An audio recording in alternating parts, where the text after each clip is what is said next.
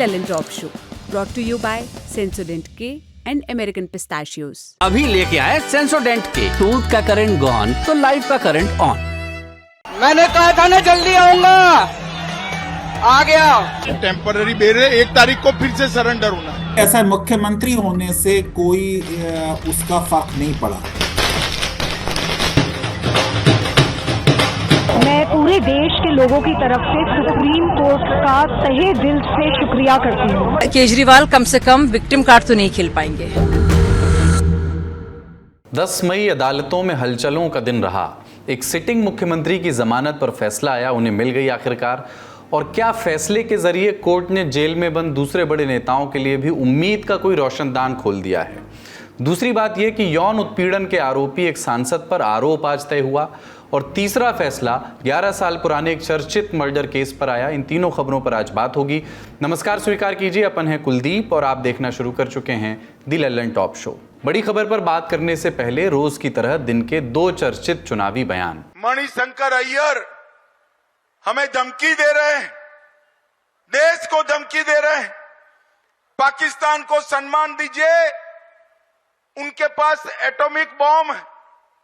कुछ दिन पहले फारूक अब्दुल्ला इंडी अलायंस के नेता कहते हैं कि पाक ऑक्यूपाई कश्मीर की बात मत करिए, पाकिस्तान के पास एटॉमिक बॉम्ब है। मैं कांग्रेस पार्टी और इंडी अलायंस वालों को कहना चाहता हूं, पाक ऑक्यूपाई कश्मीर भारत का है, इसको कोई नहीं छीन सकता भारत से। उनकी सनक है कांग्रेस पार्टी, मोदी जी की भी यही बातें करते रहते हैं और हमेशा ध्यान भटकाने की बात करते हैं। जो ठोस बात है देश के लिए, देश की जनता के लिए आज तक नहीं की है। और वो जानते हैं, इनके सारे नेता जानते हैं, अगर ठोस बात पे उतर गया चुनाव, अगर बेरोजगारी, महंगाई, किसानों की जो मुसीबतें हैं, मजदूरों की मुसीबतें हैं, इस पे उतर गया चुनाव तो किसी भी हालत में नहीं जीत सकते, क्योंकि कुछ किया नहीं है उन्होंने। अब बात बड़ी खबर पर।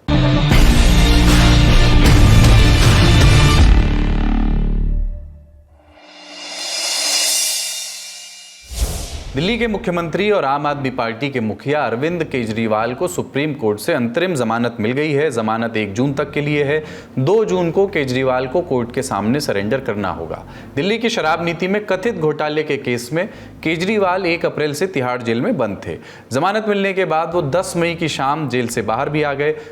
कल सुबह 11 बजे हनुमान जी का आशीर्वाद लेने के लिए हम सब लोग हनुमान मंदिर जाएंगे कनॉट प्लेस में। मैं सभी लोगों से अपील करता हूं कि सब लोग आएं, सब लोग हनुमान जी का आशीर्वाद लेंगे। करेंगे सर कैंपेन। और 1 बजे पार्टी ऑफिस जाएंगे, पार्टी ऑफिस में प्रेस कॉन्फ्रेंस होगी। और कल शायद साउथ दिल्ली में रोड शो है, उस रोड शो में पार्टिसिपेट करूंगा भगवंत मान साहब के साथ। सुप्रीम कोर्ट में जस्टिस दीपांकर दत्ता और जस्टिस संजीव खन्ना की बेंच के सामने केजरीवाल के वकीलों ने 4 जून तक की रिहाई का अनुरोध किया था, लेकिन कोर्ट ने कहा कि अंतिम चरण का मतदान 1 जून को है, लिहाजा जमानत 1 जून तक की ही मिलेगी। यानी नतीजों के दिन अरविंद केजरीवाल तिहाड़ जेल में होंगे। 7 मई को हुई पिछली सुनवाई में जमानत के विरोध में ईडी ने 2 तर्क दिए थे। पहला तर्क, चुनाव प्रचार किसी को जमानत दिए जाने का आधार नहीं हो सकता, ये कोई मौलिक या कानूनी अधिकार नहीं है। दूसरा तर्क, हम इससे क्या उदाहरण सेट कर रहे हैं, क्या मुख्यमंत्री और आम लोगों में कोई फर्क है? इस हिसाब से तो जेल में बंद किसानों को भी फसल की कटाई के वक्त रिहा कर देना चाहिए। तब कोर्ट ने भी इस पर 2 बातें कही थी। कोर्ट ने कहा था कि असाधारण परिस्थिति है, ये चुनाव चल रहे हैं और एक चुने हुए मुख्यमंत्री जेल में हैं। वैसे भी केजरीवाल आदतन अपराधी नहीं है। दूसरी बात यह कही थी कोर्ट ने कि नेताओं और आम लोगों में फर्क नहीं है, लेकिन चुनाव 5 साल में एक बार होते हैं, ये फसल जैसा नहीं है जो हर 6 महीने में उगाई जाए। इसी के बाद ऐसे कयास लगाए जा रहे थे कि केजरीवाल को उच्चतम न्यायालय से राहत मिल सकती है और यही हुआ। लेकिन अंतरिम जमानत देते हुए कोर्ट ने कुछ शर्तें भी रखी हैं। वो शर्तें क्या हैं? इस पूरे केस पर और उसमें अपनी भूमिका पर केजरीवाल बाहर कोई भी टिप्पणी नहीं कर सकते। दूसरी बात, जमानत सिर्फ और सिर्फ चुनाव प्रचार करने के लिए मिली है, केजरीवाल वही करेंगे। तीसरी बात, मुख्यमंत्री के तौर पर वो काम से दूर रहेंगे, सीएम ऑफिस या सचिवालय नहीं जा सकेंगे, किसी भी सरकारी काम में वो दखल नहीं देंगे, सरकारी फाइलों पर दस्तखत भी नहीं कर सकेंगे। जमानत मंजूर करते हुए बेंच ने यह भी कहा कि अगस्त 2022 में ईडी ने केस दर्ज किया था, मार्च 2024 में केजरीवाल को गिरफ्तार किया गया, 1.5 साल ऐसे ही निकल गए। अब 21-22 दिन इधर उधर भी होने से कोई ज्यादा फर्क नहीं पड़ेगा। फैसले को और भी स्पष्टता से समझने के लिए हमने बात की कानूनी मामलों के जानकार से और 2 बातें पूछी।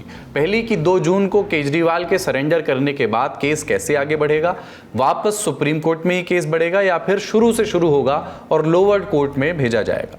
अभी जो उन्होंने बड़ा जो मुद्दा यहाँ पे सुप्रीम कोर्ट के सामने लंबित है वो ये है कि उन्होंने अरेस्ट को ही अपने इलीगल बताया है, अरेस्ट को चैलेंज किया है। तो जो वो याचिका है वो अभी लंबित है, उस पे अभी सुनवाई पूरी नहीं हुई है। तो उस पे जो ज्यादा सुनवाई होगी या जो फैसला आएगा या तो वो अगले हफ्ते में एक्सपेक्टेड है, अगर वो तब नहीं आया तो वो अब गर्मियों की छुट्टियों के बाद जुलाई में ही चला जाएगा। ईडी ने जो अब अपनी चार्जशीट जो है अभी जो फाइल की है उसमें अरविंद केजरीवाल जी का नाम तो नहीं है, ठीक है। अरविंद केजरीवाल जी का नाम अब जो है वो कुछ दिनों में ऐड किया जाएगा और आम आदमी पार्टी को भी ऐड किया जाएगा इस चार्जशीट में। तो ट्रायल तो अब वहां निचली अदालत में राउज एवेन्यू कोर्ट में चलेगा। पर जहां तक सुप्रीम कोर्ट की बात है तो सुप्रीम कोर्ट में जो उन्होंने जो याचिका डाली थी कि उन्होंने अरेस्ट को ही अपने इलीगल बताया था, वो जो है उस पे अभी वो लंबित है और उस पे या तो सुनवाई अगले 5 दिनों में जब सुप्रीम कोर्ट काम करेगा तब हो जाएगी, नहीं तो ये जो है गर्मियों की छुट्टियों के बाद जुलाई में हियरिंग होगी इस पूरे मामले की। दूसरी बात हमने ये पूछी कि राउज एवेन्यू कोर्ट ने केजरीवाल की रिमांड 20 मई तक बढ़ा रखी है, तो क्या सुप्रीम कोर्ट से जमानत मिलने के बाद वो रिमांड अपने आप स्थगित हो जाएगी? रिमांड का कोई औचित्य नहीं रह जाता, यहाँ पे कोई भी सिग्निफिकेंस है नहीं यहाँ पे, क्योंकि अब इंटरिम बेल है तो सुप्रीम कोर्ट का ऑर्डर ऑब्वियसली सबसे ऊपर रहता है। तो ये इंटरिम बेल है, उनको अब 2 जून को ही सरेंडर करना होगा, बाकी जितने भी ऑर्डर्स हैं वो कैंसिल हो जाते हैं, उसकी कोई जरूरत नहीं होती। इंटरिम बेल में बहुत सारी कंडीशन सुप्रीम कोर्ट की तरफ से लगाई गई है, उसका उनको पालन करना होगा। और मुझे लगता है कि बाकी जो ऑपोजिट पार्टीज हैं जो इलेक्शंस में लड़ रही हैं वो बहुत क्लोजली मॉनिटर करेंगी अरविंद केजरीवाल जी की उसको, और वो नहीं तो जो है वायलेशन अगर पाया गया सुप्रीम कोर्ट के ऑर्डर का तो जरूर सुप्रीम कोर्ट का दरवाजा दोबारा से खटखटाया जाएगा अरविंद केजरीवाल जी की रिहाई के खिलाफ। केजरीवाल को चुनाव प्रचार के लिए जमानत मिलने के बाद एक और डिबेट जिंदा हो गई है कि क्या किसी बड़े नेता को इस बिना पर जमानत मिल सकती है कि पार्टी किसी चुनाव में उतर रही है और वो नेता ही पार्टी का चेहरा है। ईडी ने तो इसी आधार पर जमानत का विरोध किया था। दूसरी तरफ अब केजरीवाल की जमानत को ही आधार बनाकर यह बहस छिड़ गई है कि क्या झारखंड के पूर्व मुख्यमंत्री हेमंत सोरेन को भी चुनाव प्रचार के लिए सुप्रीम कोर्ट से जमानत मिलेगी। दरअसल हेमंत सोरेन के वकील कपिल सिब्बल ने सुप्रीम कोर्ट में याचिका दाखिल की है, मांग की है कि सोरेन को भी लोकसभा चुनाव में झारखंड मुक्ति मोर्चा उम्मीदवारों के पक्ष में प्रचार करने के लिए जमानत दी जाए। याचिका पर सुनवाई 13 मई यानी सोमवार को होगी और तभी यह तय हो जाएगा कि क्या केजरीवाल का ये केस बाकी केसेस के लिए भी कोई नजीर बनेगा या अपने आप में एक स्टैंड अलोन केस रहेगा। हालांकि केजरीवाल और सोरेन के केस में एक महीन सा लेकिन महत्वपूर्ण अंतर भी है। केजरीवाल ने गिरफ्तारी और यहां तक कि जेल जाने के बाद भी मुख्यमंत्री का पद नहीं छोड़ा था, उस पद से इस्तीफा नहीं दिया था। आम आदमी पार्टी के मुखिया के पद पर भी वो अभी बने हुए हैं। वहीं हेमंत सोरेन ने गिरफ्तारी से पहले राजभवन जाकर के राज्यपाल को इस्तीफा सौंप दिया था। इसी के बाद वहां चंपई सोरेन को मुख्यमंत्री बनाया गया था। केजरीवाल के मुख्यमंत्री पद न छोड़ने पर उस समय उन्हें राजनीतिक प्रतिद्वंदियों से आलोचना का सामना भी करना पड़ा था। बीजेपी ने कहा था कि उन्हें पद छोड़ना चाहिए, लेकिन अब जमानत मिलने के बाद यह सवाल उठता है कि क्या पद न छोड़ना कोर्ट में केजरीवाल के पक्ष में काम कर गया, क्योंकि बार बार उनकी ओर से सिटिंग सीएम को अरेस्ट करने के लिए पर्याप्त कारण नहीं थे वाली दलील आती रही। देखिए, ऐसा मुख्यमंत्री होने से कोई उसका फर्क नहीं पड़ा, क्योंकि जो सर्वोच्च न्यायालय ने बात कही कि कभी भी जब जमानत दी जाती है तो जो पिक्यूलियर हालात हैं अभियुक्त के, जिसके खिलाफ मुकदमा चल रहा है, जो एक्यूज्ड है, उसके जो हालात हैं वो देखे जाते हैं। और मैं आपको बताऊं कि वो ना सिर्फ जब आप पर मुकदमा चल रहा है, समझिए आपको सजाए मौत अगर दी जानी है यानी आप कन्विक्ट हो गए। कोर्ट ने ये बात खास तौर से कही है कि उनके खिलाफ अभी आरोप साबित नहीं हुए हैं। अगर कन्विक्ट होने के बाद भी जब अदालत सजा देती है तो वो एग्रावेटिंग फैक्टर और मिटिगेटिंग फैक्टर दो देखती है। यानी अगर कोई हैबिचुअल क्रिमिनल है, बार बार एक जुर्म करता है, चोर है, कोई डकैत है, कोई रेपिस्ट है, बार बार उसमें होता है, तो उसके लिए सख्त सजा। कोई फर्स्ट ऑफेंडर है, कोई अपनी फैमिली का सोल ब्रेड विनर है, तो उसके लिए कम सजा। तो आज जो बात सुप्रीम कोर्ट के 2 जजेस बेंच ने की, जिसमें जस्टिस संजीव खन्ना हैं जो भारत के अगले मुख्य न्यायाधीश हैं, और जस्टिस दीपांकर दत्ता, वो ये थी कि जब भी अदालतें बेल देती हैं तो जो पिक्यूलियर सर्कमस्टांसेस, खास हालात होते हैं उस केस के, उनको हमेशा मद्देनजर रखती हैं। आज जो खास हालात इस केस में हैं, उन्होंने कहा पहली चीज तो ये कि 2022 में मामला शुरू हुआ। आपने जब इतने दिन वेट कर लिया तो कोई 2 महीने या 1 महीने और अगर इनको बेल दे दी जाएगी, ये बाहर आ जाएंगे, तो उससे कोई फर्क नहीं पड़ेगा। दूसरी चीज उन्होंने कही कि इनके खिलाफ जुर्म साबित नहीं हुआ है। तीसरी चीज उन्होंने कही कि ये इतना बड़ा एक फैक्ट है कि देश में 18वीं लोकसभा के चुनाव हो रहे हैं। एक बात और यहां समझ लेते हैं, ये जो बार बार अंतरिम शब्द का इस्तेमाल होता है, अंतरिम जमानत का, तो अंतरिम जमानत होती क्या है? क्या ये रेगुलर जमानत से अलग होती है? तो सीआरपीसी की धारा 437 और 439 में किसी गिरफ्तार व्यक्ति को जमानत से संबंधित प्रावधान है। उसके मुताबिक 3 तरह की जमानतें होती हैं। पहली अग्रिम जमानत या एंटीसिपेटरी बेल जिसको कहते हैं। अगर किसी को आशंका है कि पुलिस उसे किसी केस में गिरफ्तार कर सकती है तो वो अग्रिम जमानत के लिए पहले ही, गिरफ्तारी से पहले ही जमानत के लिए कोर्ट में अर्जी लगा सकता है। यानी गिरफ्तारी होने से पहले ही वो सुरक्षित रहेगा गिरफ्तारी से, अगर जमानत मिल गई तो ऐसी वो अपील कर सकता है। दूसरी नियमित जमानत या रेगुलर बेल, अगर किसी को पुलिस ऑलरेडी गिरफ्तार कर चुकी है, पुलिस हिरासत में वो व्यक्ति है, तो वो इस तरह की जमानत याचिका दायर कर सकता है। और तीसरी है अंतरिम जमानत या इंटरिम बेल, जो अरविंद केजरीवाल को मिली है। नियमित जमानत की अर्जी और फैसले में देरी की स्थिति में कोई आरोपी अंतरिम जमानत के लिए याचिका लगा सकता है। जमानत की अवधि पूरी होने के बाद आरोपी को बिना वारंट गिरफ्तार किया जा सकता है। ये हुई अरविंद केजरीवाल की जमानत के इर्द गिर्द जो कानूनी घटनाक्रम चल रहे हैं या आगे बन सकते हैं उन पर बात। अब इससे जुड़े पॉलिटिकल कॉन्सिक्वेंसेस पर बात। बेशक लोकसभा चुनाव के बीच में केजरीवाल का बाहर आना आम आदमी पार्टी के लिए हौसला बढ़ाने वाली घटना है। संजय सिंह पहले ही जमानत पर बाहर आ चुके हैं, यानी अब पार्टी के 2 बड़े नेता कैंपेन को लीड करने के लिए बाहर हैं, मौजूद हैं। आम आदमी पार्टी 2 राज्यों में सत्ता में है, दिल्ली और पंजाब। दोनों ही राज्यों में अभी मतदान नहीं हुए हैं। दिल्ली में 7 लोकसभा सीटें हैं, 7 भाजपा के पास हैं और यहां 25 मई को मतदान होने हैं। पंजाब में 13 लोकसभा सीटें हैं, भाजपा और कांग्रेस के पास 5-5 सीटें हैं, बाकी सीटें अन्य पार्टियों के पास हैं। पंजाब में 1 जून को अंतिम चरण में मतदान होने हैं। आम आदमी पार्टी के पास अभी दोनों राज्यों में एक भी लोकसभा सीट नहीं है। खाता खोलने की मुहिम को लीड करने के लिए अब केजरीवाल बाहर हैं।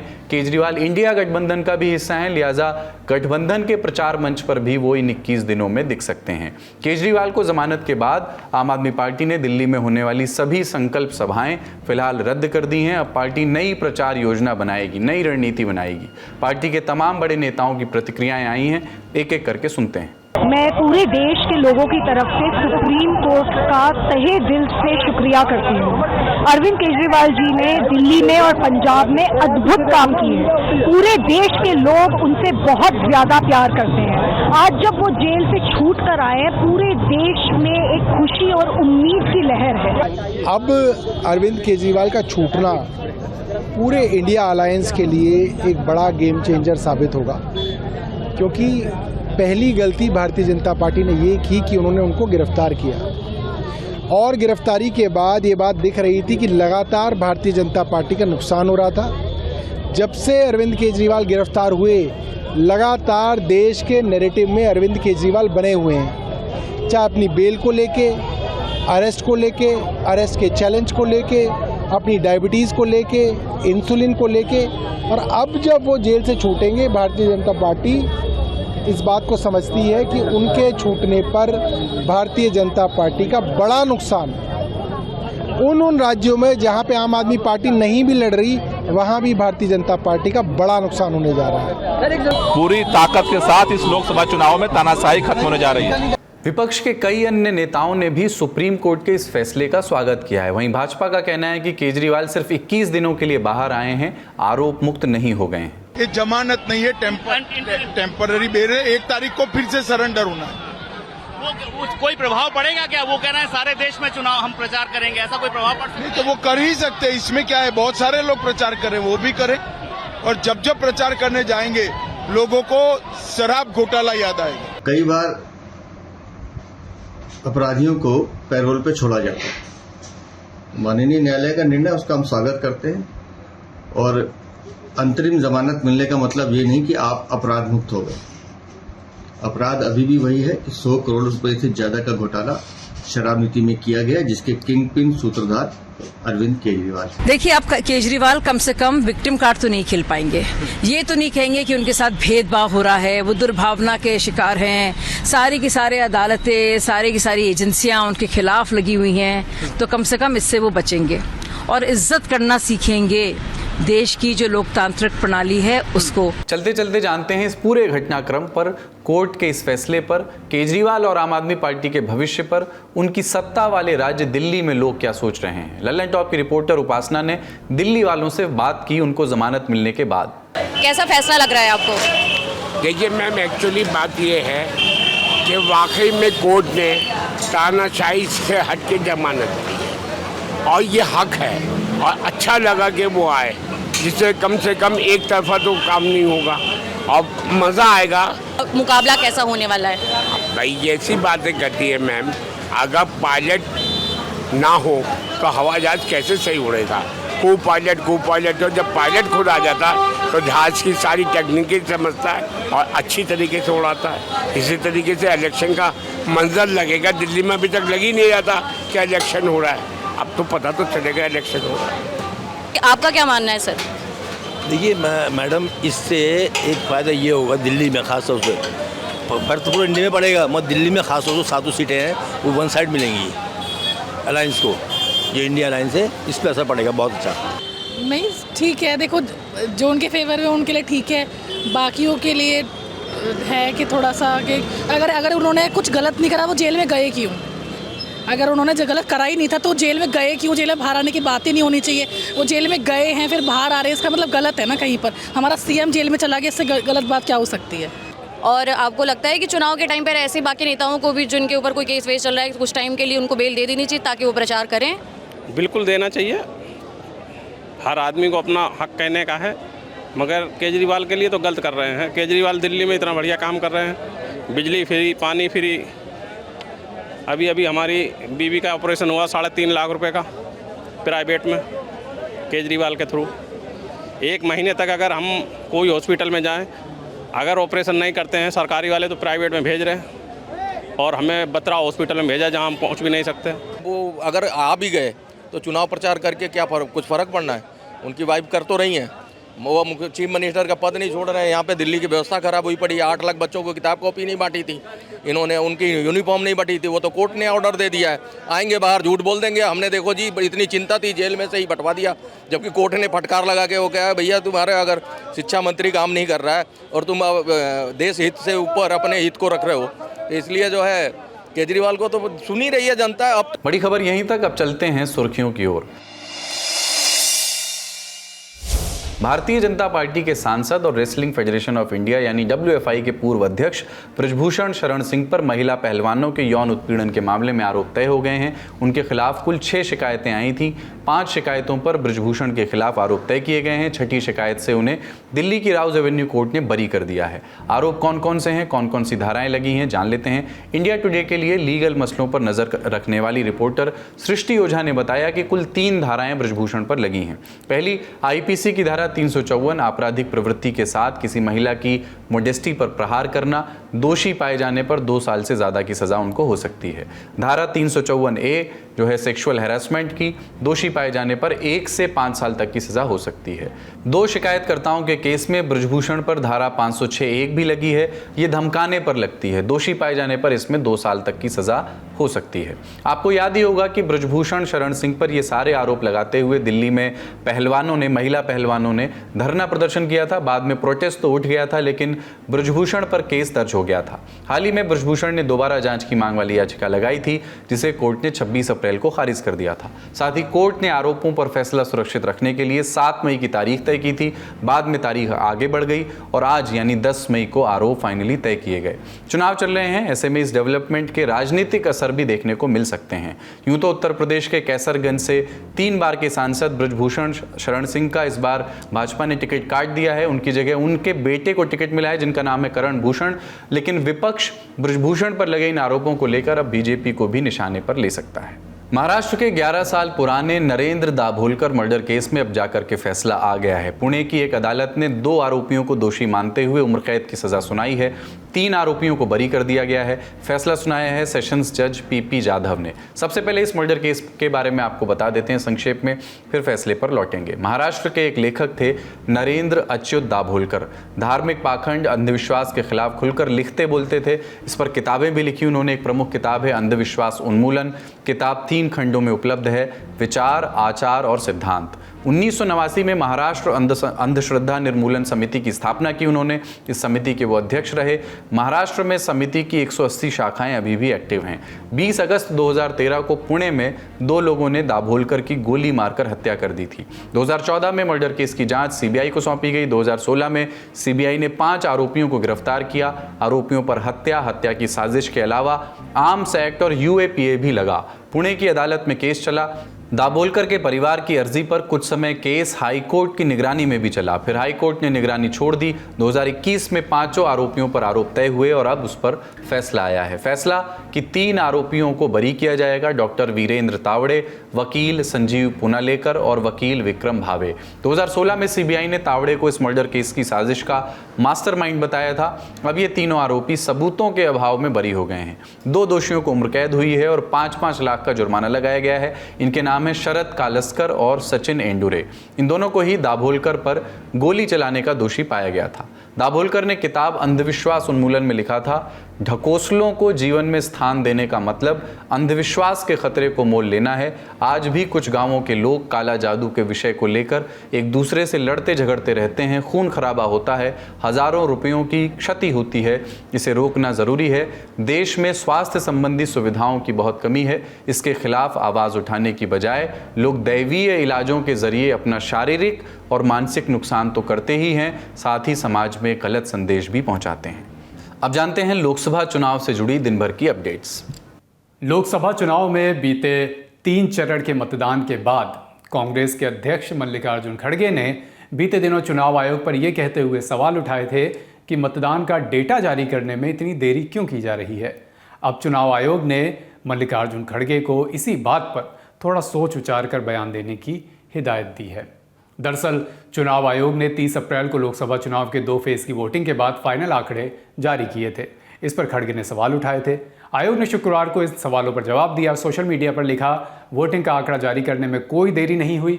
फाइनल वोटिंग डेटा हमेशा वोटिंग के दिन से ज़्यादा रहता है। 2019 के चुनाव के बाद से हम मैट्रिक्स पर इसे अपडेट कर रहे हैं। हमारे डेटा कलेक्ट करने के तरीके में कोई गड़बड़ी नहीं है। कांग्रेस नेता राहुल गांधी और सपा के मुखिया अखिलेश यादव ने शुक्रवार को कन्नौज और फिर कानपुर में संयुक्त रैली की मंच साझा किया। राहुल ने कहा, बीते 3 साल में हम मोदी के खिलाफ लड़ रहे हैं। उत्तर प्रदेश में इंडिया अलायंस को 50 सीटें मिलेंगी। वहीं प्रधानमंत्री मोदी के बारे में उन्होंने कहा कि पीएम मोदी ने अडानी को फायदा पहुंचाया है, अडानी के लिए हमारे बिजनेस खत्म किए हैं, ऐसा राहुल गांधी ने कहा। मैं आपको बताना चाहता हूं, 250 रोको, 400 रोको, 1000 रोको, कोई फर्क नहीं पड़ने वाला है। जितनी रोकनी है रोको। यहां पे इंडिया गठबंधन की जीत होगी, अखिलेश यादव की जीत होगी। और उत्तर प्रदेश में आप देखना, मैं आपको लिख के दे रहा हूं, उत्तर प्रदेश में इंडिया गठबंधन का तूफान आ रहा है। दूसरी ओर अखिलेश यादव ने इस रैली में कहा कि ये कैसी सरकार है जिसका हर पेपर लीक हो जा रहा है। फौज में भर्ती को कम कर दिया गया है, नौकरी भी 4 साल की कर दी है। हमारी सरकार बनी तो अग्निवीर योजना को बंद करेंगे। हम लोग आ पाए ना पाए, बताओ आप लोग तैयारी करोगे बूथ पर? और अब तो बीजेपी की हार होने में केवल 4 कदम बाकी हैं, केवल 4 चरण, 4 कदम 4 चरण बाकी हैं केवल। और ये 4 चौथे चरण का चुनाव बिल्कुल बीच का चुनाव है। अभी तक तो वो नीचे जा चुके हैं बहुत। राष्ट्रीय जनता दल के नेता तेजस्वी यादव ने कहा है कि प्रधानमंत्री मोदी को 10 साल मौका मिला पर उन्होंने देश को अनफिट कर दिया। तेजस्वी ने कहा कि देश को ये, यानी प्रधानमंत्री मोदी को संबोधित करते हुए उन्होंने कहा कि देश को ये फिट कब करेंगे। 10 साल इन्हें देश को फिट करने का मौका मिला, लेकिन महंगाई, बेरोजगारी लगातार बढ़ती जा रही है। रतलाम झाबुआ लोकसभा सीट से कांग्रेस प्रत्याशी कांतिलाल भूरिया के खिलाफ भारतीय जनता पार्टी ने चुनाव आयोग से शिकायत की है। कांतिलाल भूरिया ने गुरुवार को रतलाम के सैलाना में आयोजित एक चुनावी जनसभा में कहा था कि जिस व्यक्ति की 2 पत्नियां हैं उसे 2 लाख रुपए सालाना दिए जाएंगे। इस बात का विरोध हुआ तो भूरिया ने अब शुक्रवार को, यानी आज, एक बयान जारी किया, सफाई दी, कहा कि मैंने व्यंग्य के रूप में ये बात कही थी। हालांकि ये बात यहीं रुकी नहीं। इसके बाद में मध्य प्रदेश में भारतीय जनता पार्टी के एक कद्दावर नेता कैलाश विजयवर्गीय ने भी तंज कसते हुए कहा कि भूरिया जी की उम्र 70 पार हो चुकी है, बच्चे और बुजुर्गों की बातों का बुरा नहीं मानते, ऐसा कैलाश विजयवर्गीय ने कहा। और अब चुनावी किस्से में बात फिल्म इंडस्ट्री के एक बड़े परिवार की राजनीति की, देओल परिवार। आप जानते ही हैं कि हेमा मालिनी 2014 और 2019 में उत्तर प्रदेश की मथुरा सीट से जीतकर सांसद बनी और इस बार भी मथुरा से ही चुनाव लड़ रही हैं। सनी देओल भी 2019 में पंजाब की गुरदासपुर सीट से जीतकर सांसद बने थे बीजेपी के ही टिकट से। तब सनी ने कांग्रेस के दिग्गज नेता सुनील जाखड़ को हराया था। हालांकि इस बार सनी ने टिकट वितरण से पहले ही ऐलान कर दिया था कि वो अपनी राजनीतिक पारी को यहीं विराम दे रहे हैं और अब चुनाव नहीं लड़ेंगे। लेकिन इन सबसे पहले धर्मेंद्र ने भी 2004 में राजस्थान की बीकानेर लोकसभा सीट से बीजेपी के टिकट पर चुनाव लड़ा था और तब उन्होंने एक तरफा जीत हासिल की थी। हालांकि उसके बाद उन्होंने कभी चुनाव नहीं लड़ा। आज का ललन टॉप शो यहीं तक। अपना और अपनों का ख्याल रखिए, देखते रहिए दी ललन टॉप। शुक्रिया, शुभ रात्रि।